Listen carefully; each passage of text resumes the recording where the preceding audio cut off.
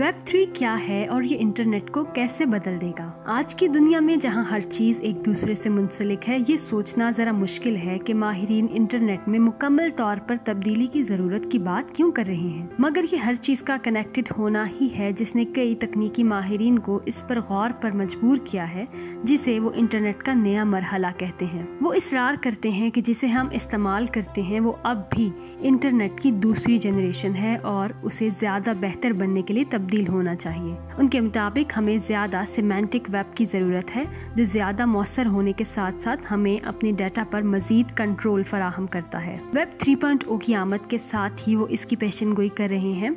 इस सनत से मुंसलिक बहुत से लोग उसे आने वाला इंटरनेट का अजीम इनकलाब समझते हैं। वेब 3.0 मशीनों को बड़े डाटा की खुद से तशरीह करने की सलाहियत देगा। इससे हमें दूसरी चीजों के अलावा किसी भी प्लेटफॉर्म से दूसरे सारिफिन के साथ बहुत ज्यादा गहराई से बातचीत करने की सलाहियत मिलेगी। इंटरनेट के इस नए बाब में अब हमें मालूमात को जखीरा करने के लिए पेचीदा ऑपरेटिंग सिस्टम्स या बड़ी हार्ड ड्राइव्स की जरूरत नहीं पड़ेगी, क्योंकि हर चीज क्लाउड में होगी और हर चीज बहुत तेज और काबिले तब्दीली होगी। आम अल्फाज में ये कहा जा सकता है कि वेब 3.0 पर मशीन इंसान के साथ ज्यादा मौसर तरीके से ताउन करेंगी, लेकिन इसका बुनियादी फायदा इंटरनेट की डिसेंट्रलाइजेशन है, यानी एक ऐसा इंटरनेट तैयार करना जो ज्यादा मसावी और गैर मरकजी नेटवर्क हो और इंटरनेट की बड़ी कंपनियों को कमजोर करे, जैसा कि इस तस्वुर के हामी जोर देते हैं। समझने के लिए कि वेब 3.0 किस तरह काम करेगा और ये किस हद तक तेज और ज्यादा लचकदार होगा,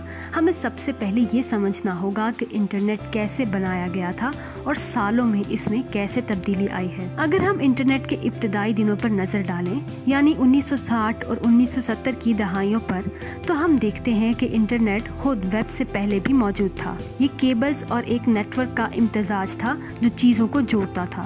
असल में ये मालूमात की मुंतकली के लिए ARPANET नामी एक सरकारी मंसूबा था। 1990 की दहाई के अवाइल में वेब 1.0 ने आगाज किया। याहू जैसी वेबसाइट्स स्टैटिक वेब पेजेस थे जो हाइपरलिंक्स पर इन्हिसार करती थीं। 2000 की दहाई में वेब 2.0 आया। ये हमें इंटरैक्टिव पढ़ने और लिखने की इजाजत देता है, ये कि मोबाइल और वेब एप्लीकेशंस एक दूसरे से बात कर सकते हैं और हम उनके साथ बातचीत कर सकते हैं। वेब 3.0 की तरक्की सारिफीन के एतमाद में इजाफा करती है, क्योंकि शहरी आजादियों को उसके बुनियादी ढांचे में जम किया जाएगा।